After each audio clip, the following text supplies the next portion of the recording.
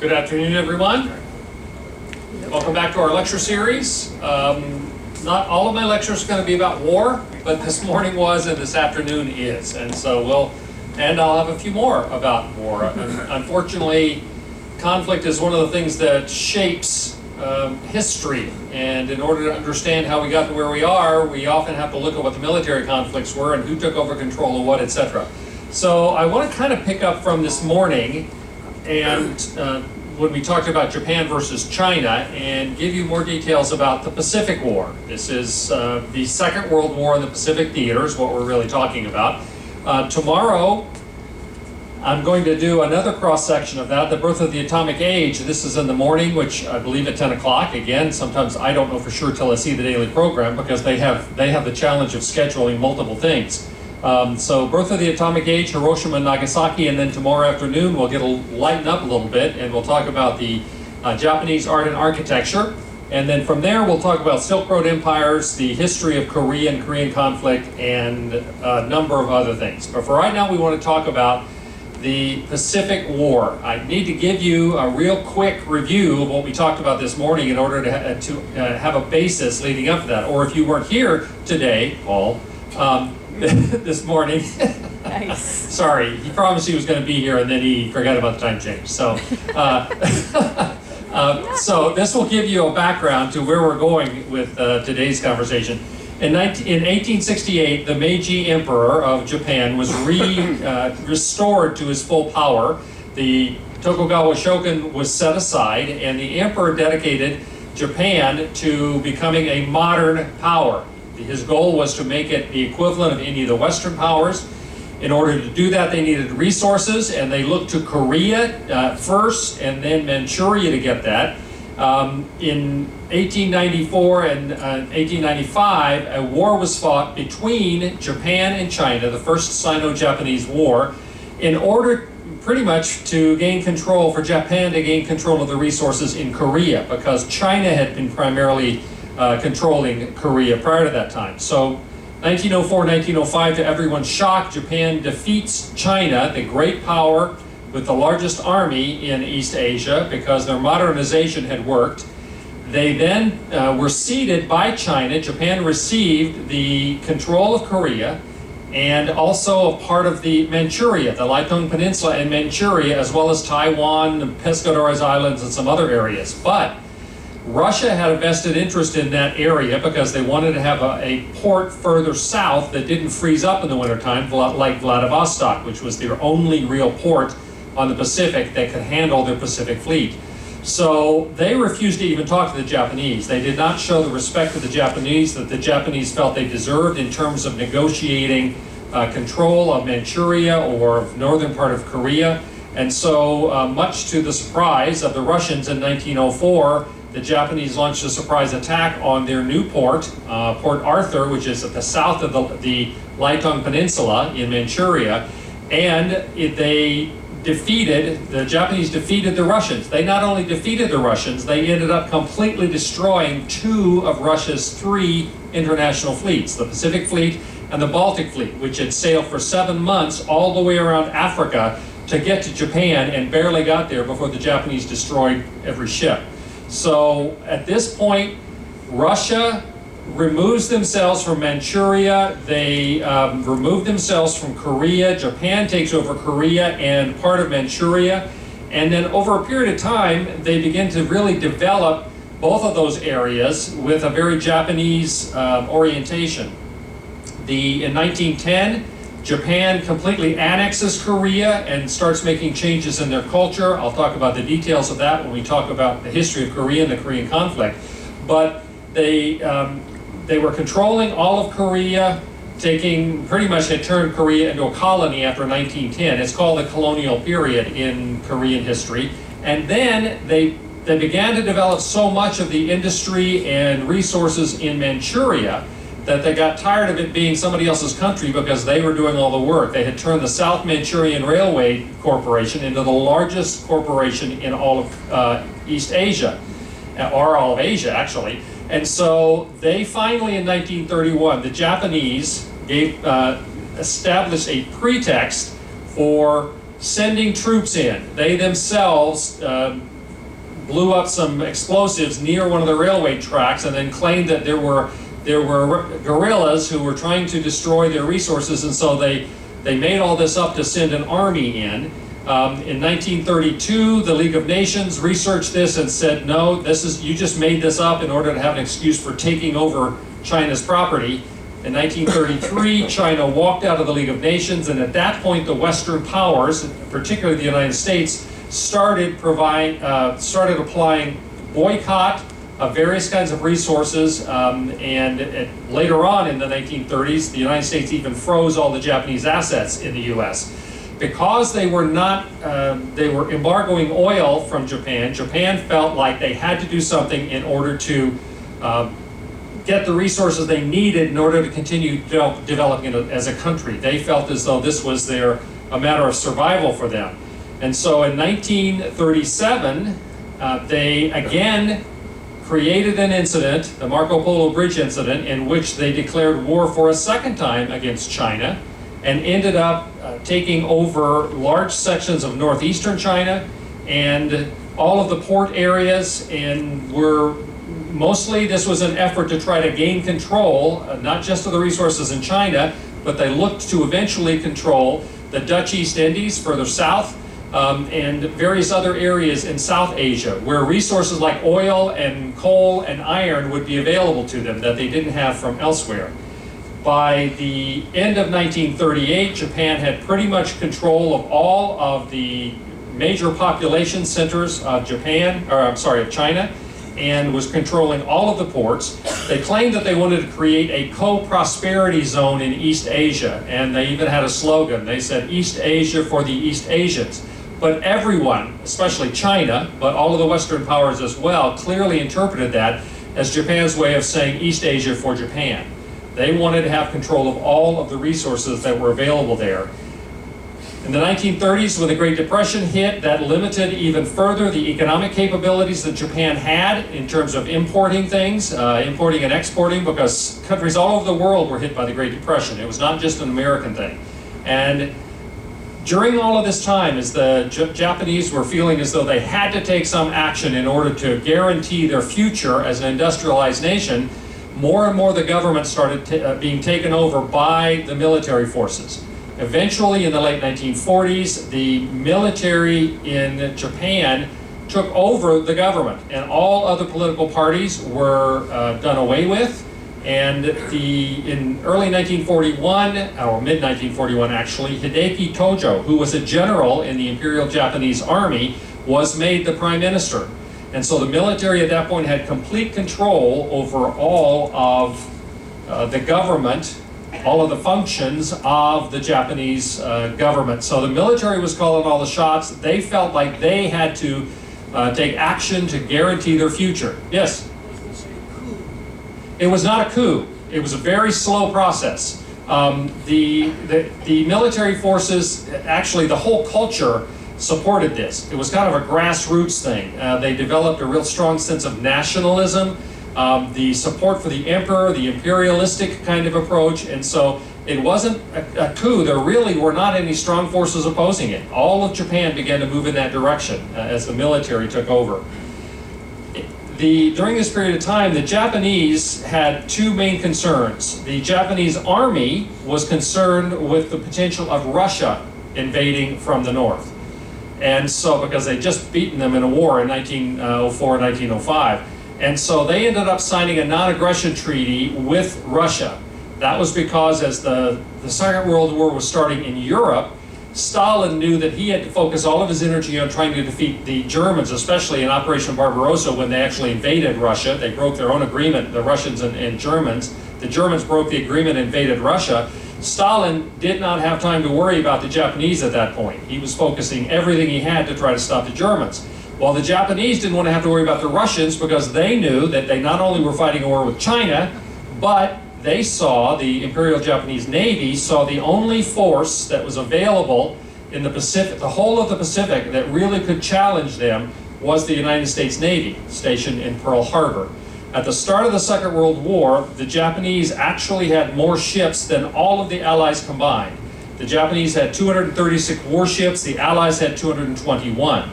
So the Japanese decided that in order to be able to move forward, again, they had had oil and steel embargoed, and so the difficulty they had was they knew they could not have a long-term war.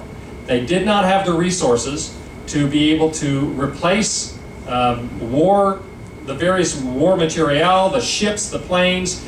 They did not have sufficient training, and so their feeling was they had to try to take action to immediately keep the United States out of any conflict, because that's the big concern they had was the US Navy. And so on December 7th, as you well know, the Imperial Japanese Navy launched a surprise attack on the US fleet at Pearl Harbor. That was the primary base of the United States Pacific Fleet. It happened early in the morning, 7:48 a.m. on Sunday, December 7th. There were 353 Japanese fighters, bombers, and torpedo bombers launched off of 6 aircraft carriers, and they also had cruisers and other major vessels. You need to understand a little bit that prior to 1940, we're talking about 1 year earlier than Pearl Harbor, almost every country in the world still believed that battleships were the primary naval vessel. These enormous ships that had guns that could throw a 2,000-pound shell over 30 miles. But they had just begun to learn by about 1940 that the ability to broadcast air power of various kinds, bombers, torpedo bombers, fighters, from an aircraft carrier actually was more powerful. The first, probably the earliest country to really get that was Japan. In the European theater, they never did get that. I mean, they were still having battleship battles all during the European and U-boat battles, but they really never adapted aircraft carriers to the Pacific War, the European War as much as they did the Pacific. So it was a case in point that the Japanese were successful in attacking Pearl Harbor with aircraft carriers. They attacked the base early morning on Sunday. 8 U.S. battleships were moored there in Pearl Harbor. All 8 of them were damaged. 4 were sunk, although 6 of the 8 that were damaged were later on put back into service, because the Americans had an astonishing ability to repair and put back into service. I'm going to talk about the Yorktown in a minute. The Japanese thought they had completely destroyed it, and it was in battle again a month later. But these battleships, all of them were raised. The 4 that were sunk, all of them were raised except the Arizona, which was left as a memorial, of course, in Pearl Harbor, the memorial at the USS Arizona. So here they proved the potential of aircraft carriers, the Japanese in a big way. Yamamoto was the military leader who really had designed the plan for attacking Pearl Harbor and other places, I'll mention in a second. And Yamamoto said this: "I shall run wild considerably for the first 6 months or year, but I have absolutely no confidence for the second or third year." Very simply, the realization was that they did not have the ability, if they were not able to conclude the war very quickly, they did not have the ability to have a protracted war, because they could not provide the materials to support it. These, of course, are images of the attack on Pearl Harbor. This is, the ships and the attack scheme that they had. A complete surprise, and it shouldn't have been. In fact, when they started looking into it, the head of the naval forces at Pearl Harbor and the head of the Army forces at Pearl Harbor, because we had both, were both suspended from duty and ended up tried for they had competency hearings. I shouldn't say they were tried, but there was a serious sense in which, if we'd been paying attention, we should have been aware. We knew that there was conflict going on with the Japanese. We knew that it was almost inevitable war was going to happen. It's just that this was not planned for. And I showed this slide before. Of course, the Japanese had taken over all of Manchuria and renamed it Manchukuo. They were controlling most of the major cities in the northeast of China, all of the ports. The thing that a lot of people don't realize is that when they attacked Pearl Harbor on December 7th, within 7 hours of that attack, they also attacked the Philippines, Guam, and Wake Island, all 3 of which were U.S. possessions, if you will, in the Pacific. They also attacked, within 7 hours of Pearl Harbor, Malaya, Singapore, and Hong Kong, which were the 3 major British centers of military power in this area. So that in very short order, the Japanese ended up taking over Burma, Thailand, French Indochina, British Malaya, of course with Singapore at the bottom, and the Dutch East Indies, as well as the Philippine Islands. They seemed to be unstoppable. The Japanese were on a roll, and there was very little, it seemed, that anybody was able to do to prevent them from continuing to expand this co-prosperity realm that they wanted to create. This was the Japanese goal, was to have a barrier that followed down through Sumatra, Java, to along the north edge of Australia as a defensive zone. They continued to move further and further to the east and control more and more of the islands as they went along. The desire that they had, by April of 1942, now again, this is only 5 months after Pearl Harbor, they were controlling everything to the west of this line. This line, the dotted line, is where Yamamoto wanted to draw the perimeter for Japanese control, and he wanted that for 2 reasons. One, they wanted to prevent any possibility of the Americans being close enough to the Japanese home islands that they could send bombers from there, or that they could launch attacks from there. And they felt like if they could control out this far, beyond Midway Island, they would have the potential not only to prevent anybody from attacking the home islands, but they would be able to eventually attack Hawaii. If they could take over Hawaii, they then would have a base for attacking the western coast of the United States. That was the plan. Here in the south part of that plan involved taking over the southern part of the Solomon Islands, New Caledonia, Fiji, the islands down in this area which is known as the Coral Sea. Their expectation was that if they could control those areas, they could cut off Australia. They controlled enough here on the west side that they were confident, because there's not a whole lot to the west of Australia in terms of directly. If they could control the east side, then they would prevent the other allies of Australia, Britain, the US, etc., from bringing in resupplies, and eventually they would be able either to conquer or just to starve out the Australians and take over Australia as well. So 2 big goals were for them to take over the Coral Sea area and also to conquer everything up past Midway Island. So now I want to talk about some of the major events, major battles and events that happened in the war. The first one is the Battle of the Coral Sea. This battle is significant in several ways. One, it is the first time in history that a major sea battle was fought entirely by aircraft carriers. It's, again, they had just, in the last couple of years before this, figured out that aircraft carriers had as much power as they did. And it's fortunate that the American aircraft carriers were out of Pearl Harbor on maneuvers the morning that the Japanese attacked, or else the aircraft carriers would probably have been the primary target, because the Japanese understood the power of aircraft carriers. But in the Coral Sea, the idea that the Japanese had was to come in to take Port Moresby, which is up here on New Guinea, and to then from there as a basis to continue, and they controlled the northern part of the Solomon Islands anyway, to continue to take over various islands down in here, New Caledonia, Fiji, the New Hebrides, and then eventually use that against Australia. So first aircraft carrier battle, the first battle ever, sea battle, where the ships never saw each other, because it was entirely aircraft taking off from the ships. And most importantly, this is the first battle in which the Japanese were prevented from doing what they were trying to do. This is the first time they were stopped. Technically, it would have to be considered a victory for Japan in terms of the number of ships and planes that were destroyed, because they won that part of it. But they did lose a light carrier, Shoho, and the fleet carrier, Shokaku, which had been involved in the attack on Pearl Harbor, was severely damaged.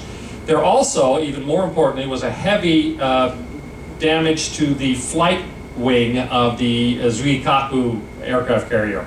And again, at this point, all along, the Japanese knew they could not afford to have major losses, because if they did, they didn't have the ability to replenish them. The USS Lexington aircraft carrier from the US was damaged and had to be scuttled, and the Yorktown was severely damaged. In fact, the Japanese thought that they'd completely put it out of commission. but it was involved in the Battle of Midway just a month later. So one of the things that the Japanese made a mistake on, well, a couple things, on the attack on Pearl Harbor is they did not attack the facilities that the Americans had for repairing ships, and they did not attack the fuel bunkers. So the Americans still had fuel, and they still had the ability to fix the ships, which is why they were able to raise the various ships that had been sunk and repair as they went along. Well, in this battle, the Japanese came down into the Coral Sea area, and they were surprised to find that there were American aircraft carriers sending out planes from the start. The reason, very simply, is by this time, the Americans had broken the Japanese code. And so they were reading their mail. They knew what the plan for Coral Sea was, and they were prepared for it.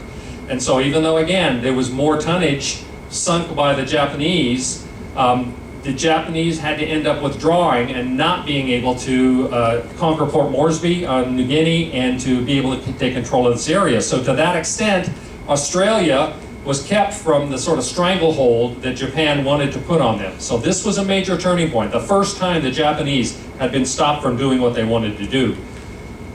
And again, that happened down here. The other goal they had was Midway Island.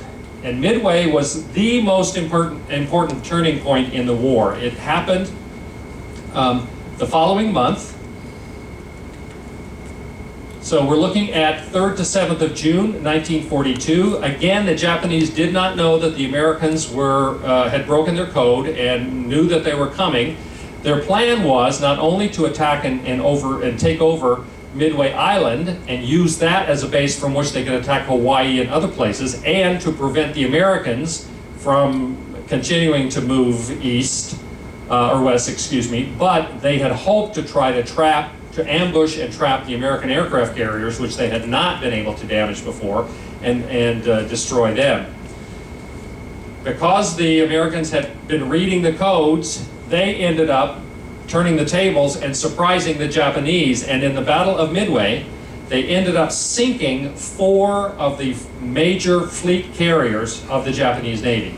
By sinking those 4 carriers, they really did sort of break the back of the Japanese Navy. They had no way to replace those carriers. They also lost a heavy cruiser.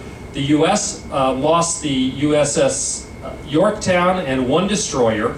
But in addition to losing 4 of their aircraft carriers, the Japanese also lost a great many of their pilots and sailors, and they did not have the ability to retrain pilots, fighter pilots and others in time.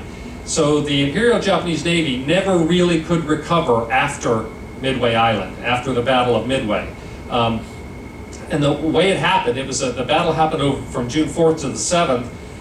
When the Americans first became aware of the aircraft carriers, they sent out torpedo bombers. If you don't know what that is, a torpedo bomber is a plane that's designed to fly low over the water, attacking ships, and they drop a torpedo in the water, and then fly off. Well, the USS Hornet sent 2 flights of torpedo bombers at the Japanese aircraft carriers. Neither one of those 2 flights, torpedo bombers, did any damage at all, and most of them got destroyed. But in the process, the Japanese fighters, who had been launched and they were above the Japanese fleet, came down low in order to attack those torpedo bombers as they were coming in. When they did that, other fighters from both from Midway Island, some of them were land-based, and from the aircraft carriers, came in, dive bombers and higher level bombers, and there were no fighters at altitude. And so they couldn't stop the American dive bombers and fighters. That's how they managed to sink 4 aircraft carriers and 1 major cruiser. It's also, if you've ever seen the movie Midway, I'm always referring to movies. It's a really good movie. It's got every major star from that time period, and it gives a good example as to how this really made a difference in terms of the Japanese understanding.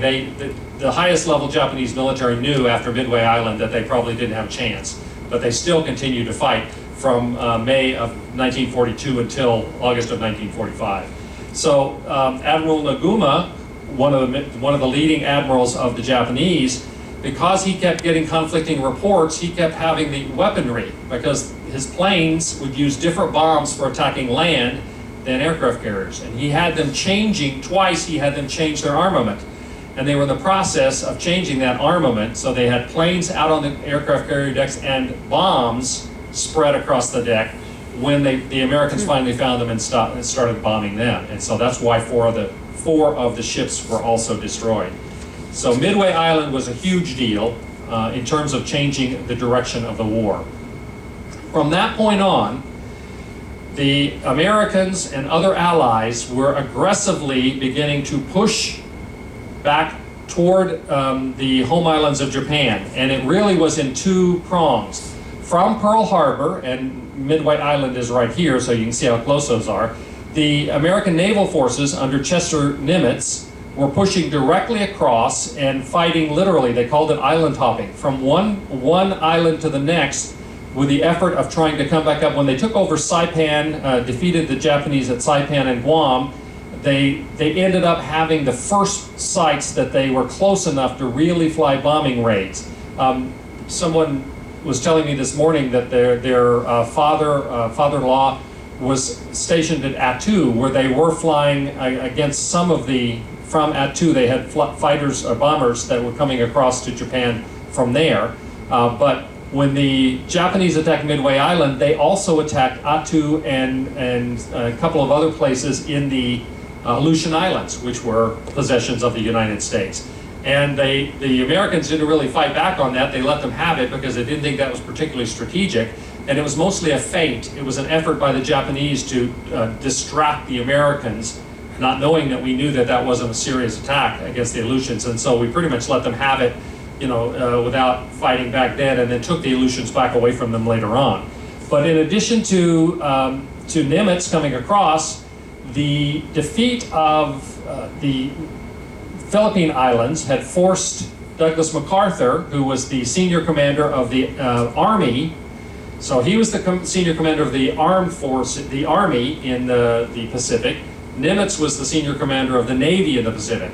So MacArthur was in Australia, and with enormous support from the Australian military forces, Australians and Americans came up from the south and attacked a number of the islands along here and then up to the Philippine Islands. So this two-prong attack was pursuing further and further, and the longer it took, the less the Japanese were able to fight back, simply because they did not have the materiel and they did not have the fuel to do so much anymore. The next island, or the next campaign that was critically important was the Guadalcanal Campaign. It's a campaign because it took 6 months from the 7th of August to the 42 to the 9th of February of 43. This is an important battle because it's the first time that the Japanese were on the defensive and the Allied forces were on the offensive. This was an island that had been, Guadalcanal was an island that had been taken by the Japanese earlier, and they were building airstrips on it. The Americans and other allies, and you can see where it is, it's just north of the Coral Sea here, so it's down in the Solomon Islands. They ended up over a 6-month period taking the Guadalcanal as well as Florida Island and Tulagi. These were important because they, again, every step, particularly the islands that had airstrips on them, gave the Allies a closer a base of operations for them to move forward. This was so important to the Japanese, knowing that they needed to control this, that they made 3 major attempts to retake the Guadalcanal Island, and it ended up being in 3 major land battles, 7 large naval battles, and daily aerial battles between planes for 6 months before finally the Japanese withdrew. And it was the first time the Japanese were on the defensive and they were driven off. That was very significant. As we got later on in the 1944, June 1944, the Allies began an aggressive strategic bombing. Again, once they had taken Saipan, Tinian, Guam, then Tinian and Saipan especially became the basis for bombing into homeland islands of Japan. There had been a raid by Jimmy Doolittle just in April of 1942, so just a few months after Pearl Harbor. He flew 16 B-25 bombers off of the flight deck of the Hornet, USS Hornet, and bombed Tokyo, and then had to land in China because they couldn't return to the Hornet. And this was just a gesture. It was a psychological victory, but they didn't do a whole lot of damage. But the idea of being able to strike back at the home islands, particularly the major cities of the home islands, had always been a goal. In June of 1944, they introduced this monster, which is the B-29 Superfortress. The B-29 Superfortress had a flight range of almost 4,000 miles. So it could quite easily leave from Tinian or Saipan Islands, some of the islands we controlled by June of 44, reach the home islands of Japan and then return. They didn't have to try to land in nationalist-controlled China or other places. At first, they started bombing with standard explosive bombs from high altitude during the day, and it simply didn't work. The wind was so strong. There's a Gulf Stream kind of effect there. It's not called the Gulf Stream, but it's a major wind factor over the islands, and it would blow the bombs off course. They were doing no good. Well, then Curtis LeMay came in and was given responsibility for the bombing, and he made the decision to bomb low altitude at night and to use the fire bombs, to use napalm and other incendiary bombs instead of explosive bombs. Almost all the cities in Japan at this time were made out of wood. And so once the incendiaries would be dropped on a city, massive damage would occur, and these were civilian areas. There's obviously serious ethical implications to bombing civilians, but at this point, everyone in Second World War was doing it. You know, the Allies were bombing civilian areas, Dresden and others in Europe. The Nazis were bombing London and other major cities in the British Isles. The Japanese were destroying civilian populations. This became the way they did war back then, and it was a horrific thing. But the firebombing, these are maps of Nagoya, of Kawasaki and Tokyo, of Kobe and Osaka. The red areas were the areas that were completely destroyed by firebombing. 67 of the largest Japanese cities were firebombed, and significant portions of them destroyed. An estimated total, you never know for sure, but 333,000 people are believed to have been killed, 473,000 wounded, hundreds of thousands left homeless. 16 square miles of Tokyo was destroyed by fire in one night. I mentioned this morning Operation Meeting House on March 9th and 10th. Of 1945, excuse me, they dropped so many firebombs on Tokyo that 100,000 people were killed that night. And as I say, 16 square miles of the city were destroyed, 267,000 buildings.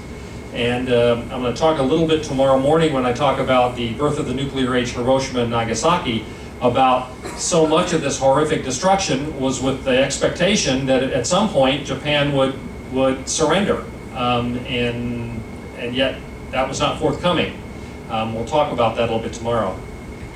The next major battle was the effort to retake the Philippines, and it was the United States and Australian forces that attacked again under the leadership of Douglas MacArthur. The Japanese responded with three major battle groups and then one feint. They attacked from the Central Force under Admiral Kurita, came in here and had a major conflict right in the middle of the islands.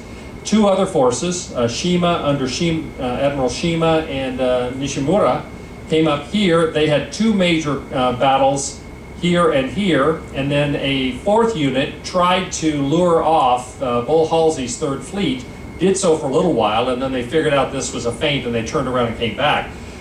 This was the largest naval battle in World War II, and many people believe it was the largest naval battle in history of any kind. It took 4 days from October 23rd to the 26th, and it was eventually successful, but through these four main actions. One of the things that happened here at the Battle of Leyte Gulf, as it's called, was that this is the first time that the Japanese incorporated kamikaze fighters. Kamikaze was an expression that had come from history. In the 1200s, the Mongol Navy from Yuan, China, the grandson of Genghis Khan, had become the emperor of Yuan, China, and they wanted to continue conquering. And so twice in the 1200s, they tried to cross the sea and conquer Japan. Both times, typhoon winds destroyed ships and blew the ships away, and that they were considered a divine act. and they are called kamikaze. Those winds, the typhoon winds. Kamikaze means divine winds. Well, when in very much, I think, an act of desperation, because they did not have as many trained pilots, they did not have as many high-quality fighters. When they began the war, the Japanese fighters were better than the Allied fighters. Later on, there were improvements in the Allied fighters, and yet most of the best quality of the Japanese planes had been destroyed by this time in the war. And so they began to use less experienced pilots in less quality planes with the expectation that they simply had to crash into an aircraft carrier, a battleship, or something else in order to gain victory. Leyte Gulf, the Japanese put everything they had into this battle. Quite literally, every military ship that could potentially go against the Allied forces, they threw into this battle. They were never able, after Leyte Gulf, to really put together a very powerful naval force, because most of their best ships were gone. Even when we get to Okinawa, I'll talk about in a second, one of the biggest battleships in the world, the battleship Yamato, was, they knew they couldn't continue to provide fuel, so they intended on Okinawa to ground it ashore and use it as a shore gun battery, because they didn't have the fuel for it. So they didn't have the ships that they needed, and besides that, they didn't have the fuel to run them. In Leyte Gulf, one of the reasons why retaking the Philippines is this was a major source, a channel through which the oil had been delivered to Japan. This gives you some idea. I mean, this is why I'm not talking about every battle in the Pacific War. This doesn't count further over here, Midway and some of the Wake Island, some of the others. But every one of these circles is a battle that had to be fought in this island hopping kind of approach. And every one of them bloody. One of the things they realized is that the closer they got to the home islands of Japan, Iwo Jima, Guadalcanal, and then later Okinawa, every battle that they fought ended up being bloodier and more costly than the ones before. The closer they got, the more resistance. In fact, more than half of the Pacific naval and marine casualties happened in the last 3 months of the war because of that. The last major battle, or the last battle of the Pacific War, was on the island of Okinawa. This map shows you where Okinawa is. These are the Japanese islands. Okinawa was the capital of the Ryukyu Kingdom. It's part of the Ryukyu Islands that belonged to Japan after the Ryukyu kings sort of gave it to Japan in the past. The Battle of Okinawa was the bloodiest battle of the Pacific War. 182,000 U.S. Army and Marine troops landed on Okinawa. They were confronted by 115,000 Japanese and as many as 150,000 Okinawans. Half the population had been either conscripted to do battle or forced to provide support for the Japanese. The idea was that this was a critical battle because Okinawa was going to be the forward launching base for the attack on the home islands of Japan, which was expected to come in November. You know, this happened from April 1st to June 21st. It took 82 days, the Battle of Okinawa. At first, when they landed, the Allies landed here, and they moved north through the island, and they were unopposed when they landed. The strategy the Japanese had was, rather than try to fight them as they were landing, let them get ashore and let them be confronted by the defensive fortifications that the Japanese had put in place. So there were battles up through here, but then when they turned and came south, Shuri Castle, which was the head of the Ryukyu Kingdom and was a very significant historical location, had a lot of very valuable artifacts and things. The Japanese had put their main command and control center right under Shuri Castle in the hopes that they would be less willing to destroy it. That didn't happen. Shuri Castle was destroyed. It's since been rebuilt. You can visit it if you go to Okinawa. But this is an image of the Allied forces landing. They were supported by British naval as well, but it was almost entirely U.S. Marines and some Army that landed here. This drawing here gives you an idea of why the battles were so horrific, why it was so difficult. The Japanese were dug in with defensive lines. That's why they didn't try to fight on the shore, because this is a mountain, one of the mountains on Okinawa, and these are tunnels. There were tunnels all through the mountains that were connected to one another, and at each opening that they had, there were gun emplacements, either artillery emplacements of various kinds or heavy machine guns. And so the idea was they could move from place to place and pop out and do terrific damage to the Allies, particularly the Americans. As I say, it was almost entirely Americans fighting in that. And the only way that they could get them out really was through explosives or flamethrowers. These are from 2 Sherman tanks. The image down here, again, one of the signs of the, you might say the desperation, you might say the commitment that the Japanese had to not allowing Okinawa to be taken, since this is only 340 miles from the home islands of Japan, was that they incorporated 1,780 middle school boys as young as 14 into their military forces on Okinawa. Half of them were killed in this battle. They would either put them in the front lines, they were using them to suicide bombing against tanks. They even gave these teenagers a name. They were called the Tekkutsu Shunotai, which is the Iron and Blood Imperial Corps. The Japanese military came out with an official statement about this time that boys as young as 14 and girls as young as 17 could be conscripted into service, either as fighters or as support for the military, as they saw the danger of all of the Allied forces getting closer to the home islands. The most senior U.S. military soldier, General Simon B. Buckner, was killed in this battle. He was the most senior officer killed in the war on the U.S. side. And 7,000 Japanese surrendered. All of the other 115,000 Japanese died, and that includes General Ushijima and General Cho, the 2 primary military leaders of the Japanese, committed seppuku when it was clear that they were going to be defeated. Seppuku being suicide, of course. So it was a horrendous battle, the bloodiest of the war, and here, even more than at the Battle of Leyte Gulf, the Japanese incorporated kamikazes. Kamikazes were not just airplanes, although that was the one that was most dramatic and that people know about, and you can tell from these images. Here we have planes coming down to it looks like a cruiser. We have this plane attacking, there were 368 ships that were damaged, 36 sunk by kamikaze pilots. But as I say, in addition to kamikaze planes, there were boats, guided torpedoes, glider bombs, divers that would come under ships and explode bombs as well.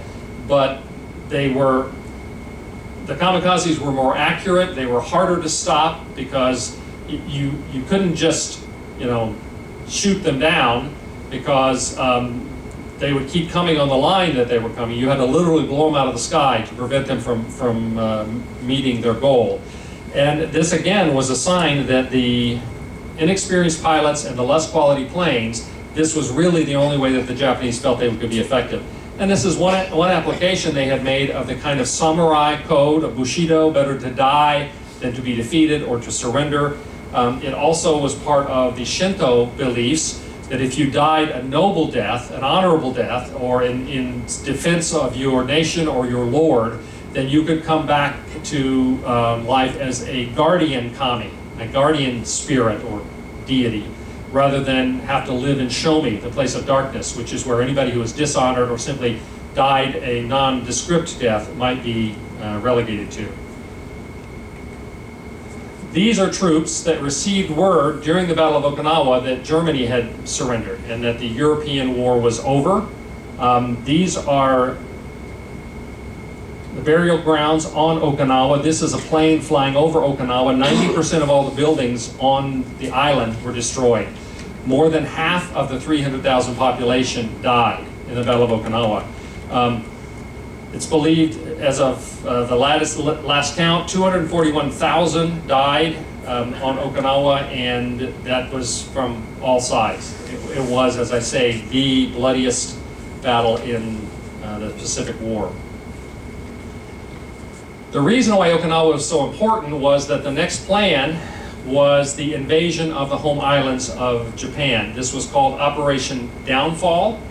It was planned for November of 1945. The expectation was, and again, you've got the Taiwan here, Okinawa is right here.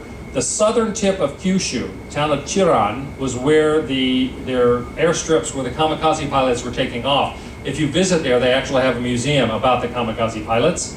And so the expectation, the plan was to attack southern Kyushu, take over the airfields there, and then once that was secured, to attack Tokyo and to use the planes to defend that. However, there were a number of different estimates that were made by experts in the military that in terms of the number of casualties and fatalities, they expected that for the US there would be as many as, there were different expectations, but as many as 1 million US military killed and 4 million wounded if they did this plan of attack, Operation Downfall, against the home islands. The US estimated 5 to 10 million Japanese, not just military but civilians. Interestingly, the Vice Chief of Staff of the Imperial Japanese Navy, later on we found out, had made an estimate that there would be 20 million Japanese fatalities. So they expected between 2 and 4 times more fatalities than the Allies did on the Japanese islands themselves. So this was something that, and the US had 500,000 Purple Heart medals made. The Purple Heart is the medal that's given to anybody who's injured in combat. And so they expected they would need 500,000 plus for the people that would be wounded. Since this didn't actually happen, they did not do the attack on the home islands but rather brought it to surrender through various means, then they still had those medals. Those Purple Hearts are still available, some of them, and they're still using them for veterans of other conflict around the world. This is why, one of the reasons why the attack, Operation Downfall, on the home islands of Japan were not necessary. And I'm going to talk about this in more detail tomorrow morning. On August 6th, the first nuclear weapon ever employed was dropped on Hiroshima, which was a major military center. It was the center of the Second Army, which was responsible for the defense of all of the south of the islands. The total death number in Hiroshima over the first 4 months was somewhere between 90,000 and 146,000. I say somewhere because we're not exactly sure how many people died in the initial blast because there was nothing left. And of course, if whole families were gone, there was no one to report members that died. So half of that, 90 to 146,000, died at the moment of the explosion. The other half died from wounds, burns, and radiation poisoning over the next 4 months. 2 days later, after that, on August 8th, the Soviet Union, fulfilling a promise that Stalin had made to the Allies, to Churchill and FDR, he declared war against Japan. He had said that within a month of concluding the war in Europe and the Germans being defeated, that he would turn and fight the Japanese with the other Allies. So on August 8th, the Soviet Union declared war against Japan and invaded down into Manchuria and into all the way down into northern part of Korea, and I'll talk about that when I talk about the Korean conflict. That's why Northern Korea ended up being communist, and we'll get into that. The day after the USSR invaded, on August 9th, the second nuclear bomb was dropped on Nagasaki, and between 39,000 and 80,000 were killed there. Far fewer because Nagasaki is a very different topography. It's a lot of hills around the city, and so the hills prevented the devastation from spreading further. But then on August 15th, a recording was played of the Emperor's voice, literally recorded on a record album, in which he accepted the Allies' insistence on unconditional surrender, as grievous as it was. The Japanese did not want to surrender, primarily because they thought unconditional surrender, they knew they were going to be defeated, but they wanted better conditions because they were afraid the Allies would depose the emperor, get rid of the imperial system, and would try the emperor for war crimes, and would fundamentally change what it meant to be Japan and to be Japanese. Well, we didn't end up doing that. And the primary reason we didn't end up doing that is because of him. I'm not a big fan of Douglas MacArthur for the most part. I think he made some horrible mistakes in his career, and a most unsavory fellow as far as I can tell in terms of his he never met a reporter he didn't like. But when he was made the Supreme Commander of the Allied Powers, he's the one that received on September 2nd the surrender of the Japanese on the USS Missouri, and he went to Tokyo and ended up being the leader of the Allied occupation force. The way that he dealt with the emperor, the way that he dealt with the leaders of Japan was very effective. He insisted that the emperor not be deposed, that he not be tried for war crimes, and most historians would agree with that. The emperor in those days was not actively involved in making these decisions. It was quite extraordinary that he was the one that finally said, no, we're accepting the terms of surrender. And Douglas MacArthur was wise in how he handled that, and it meant that in very short order, the Japanese began to understand we were not trying to destroy them as a people or as a culture. And that was a surprise to them because much of what they had seen as their ethos in terms of warfare is that a defeated enemy was not worthy of mercy. And yet, Douglas MacArthur and the others showed mercy. This photograph is interesting because this was taken during the first meeting of MacArthur and the emperor. And when people saw it, the newspapers in Japan said they weren't going to print this because the emperor had never been seen by a lot of people. And to have him looking very sort of scholarly but small next to strapping MacArthur, they didn't like the comparison. And yet when they started saying, no, we're not going to print that picture, MacArthur ordered that it be printed in every newspaper in Japan because he wanted it to be clear that and they ended up calling him the Gaijin shogun. He was the military ruler, Gaijin, meaning he was a Westerner, he was a white man. And so eventually when they realized that he was not going to take action against the emperor, it worked out fine. But the relationship between the US and Japan being as productive as it's been over the years since then, I credit MacArthur with that, even though I think he's did a lot of other terrible things. Any questions? I want to keep putting this up, the site where you can find the lectures. Any questions about the Pacific War that I can answer for you? Yes? You were talking about Okinawa. Okinawa, there was also a lot of suicides because of the Japanese influence saying that the Americans are going to kill you, kill civilians, enslave you, and eat your children and so forth. Yeah, that's true. On Okinawa, a lot of the deaths of civilians were from suicide. I mean, there was a lot of suicide among the Japanese as well. But the Japanese had convinced the Okinawans that if the Allies won, the Americans won, then horrible things would happen to them. And we have video of film at that point of a lot of them jumping off cliffs, including women, because they thought that that was better than being taken prisoner. And so, yeah, there was a lot of fatalities from suicide. Other questions? Yes, loud. Was the non-aggression pact between Russia and Japan still in place when Russia declared war after the Great Period? Well, yeah, the non-aggression pact that Russia and Japan had signed, they had a 1-year warning period. And yet the Russians only in April, I think it was, if I remember correctly, of 1945, did they notify the Japanese that they were not going to renew that. And then they invaded in August, so they didn't give them the 1 year. But at that point, the Japanese had a lot of other problems. So the Russians did not fulfill their commitment to give 1 year's notice before they canceled that non-aggression treaty and invaded. Any other questions? Oh, yes? Yeah, what do you see the emperor's role during the war? The emperor's role during the war, the emperor, because he was seen as a deity, because he was seen as really above all of this, while he would sit in on council meetings and things, he very seldom spoke.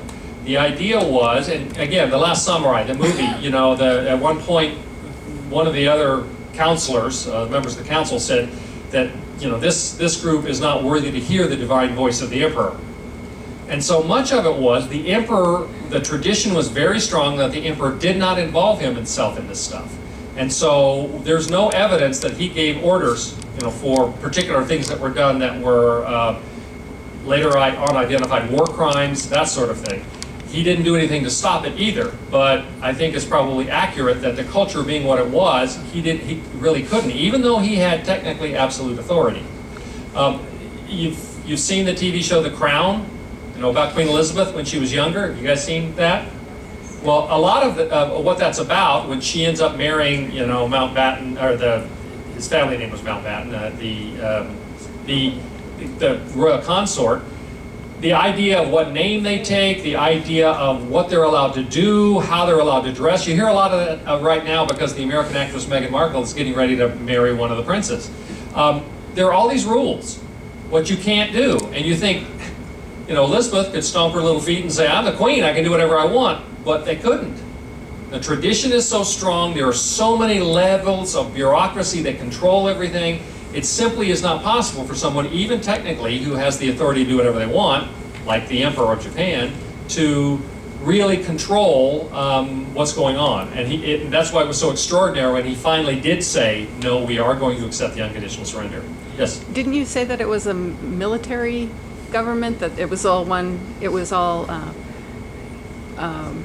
one party and all that? Exactly. It was a military government, and so there was not any opposition forces. You know, it was all in control.